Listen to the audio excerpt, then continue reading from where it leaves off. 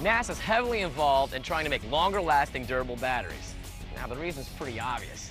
So we can use these batteries on missions into space. For example, missions like the Mars exploration rovers capture energy from the sun on solar panels, and then store the energy in batteries for use when the sun isn't out. If the batteries don't work, then guess what? The mission's done. NASA's Exploration Technology Development Program planners are also interested in the development of batteries for such things as human-rated missions to such places as the Moon or Mars. So these batteries have got to be the best, because they're going to be used from everything from astronaut tools to human habitats. So a ton of work is going into battery research at NASA. Now, NASA's research eventually will trickle down to be available publicly for future use. Now, luckily for all of us, scientists and engineers from all over the world have made awesome improvements in battery technology. One of the most important, lithium-ion batteries. These batteries are great because they last longer and are more dependable and lighter than traditional batteries. Today you can find these batteries everywhere, including in objects we use every day, like our laptop and cell phone. Another place that lithium-ion batteries are showing up are in cars. That's right, there are tons of car designers out there that are using it as their primary drive system. No gas, no oil, no toxic emissions, just clean electricity. One of these designers is my buddy Ian Wright. Ian has designed an incredible electric car called the Wright-Speed X1. This car is no joke.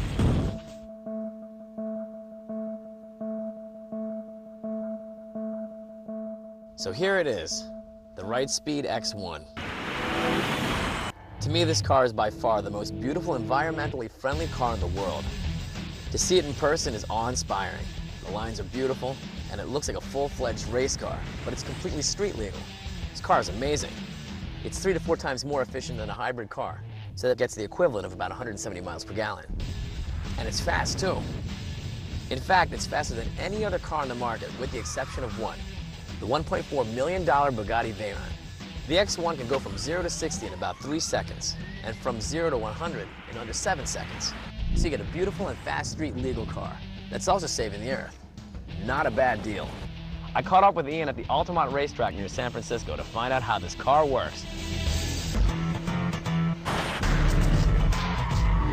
So can you tell me some of the differences between traditional cars and this car? Sure. So this car is a pure electric car. It gets its energy from the wall plug. It doesn't burn any fuel in the car. Yeah. The reason people build electric cars is that they're really efficient. And with this car, about 85% of the energy you take from the wall plug ends up at the wheels. Whereas in a gas engine car with this sort of performance, about 85% of the energy you pour into the gas tank gets thrown away as heat. Wow. So it's a lot more efficient. The beauty of this car is that this battery, it's actually capturing energy and it's storing it, right? Yeah, it's an energy storage system. Okay. The primary source of energy is from the grid, but when you're braking, of course, it's recapturing energy that you spent to accelerate. Oh. But yes, then it will store it. And it will store enough energy for about 100 miles. It's about 25 kilowatt hours. So why is this possible today? I mean, what has changed? Yeah, so we had electric cars 100 years ago, but they weren't very good. And up until about 3 years ago, the batteries just weren't good enough to make a useful electric car. And now they are, and they're getting better all the time. And it's really consumer electronics that drove the improvement in battery technology. You know, your cell phone that'll run for a week and doesn't weigh anything. Right. Your laptop that'll run for 5 or 6 hours and weighs only a couple of pounds. Lithium-ion batteries developed for those applications is really where it started, and where it's sort of got to be good enough that you could store enough energy to drive a useful distance. How many batteries do you have here then? There's 104 cells. It's a 436 volt system that weighs 538 pounds. This particular car you can plug into any wall socket you can find. There's only one gear and there's no clutch. So it's permanently engaged in this one gear, and you never shift, not even for reverse. The electronics just drives the motor backwards for a bit. So to drive it's very nice because there's never any messing about with the clutch. You're never in the wrong part of the power curve. The torque's always there anytime you want it.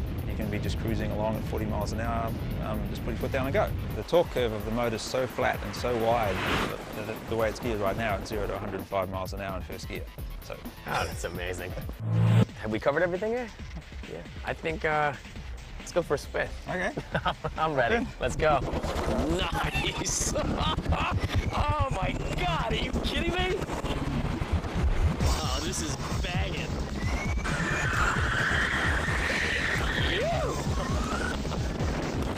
Right up to the wall. insane. I need one of these things. Oh, yeah.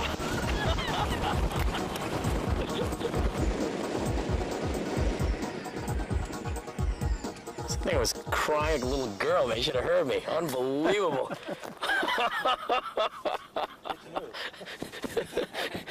He's got like this great commentary. I'm like, fuck!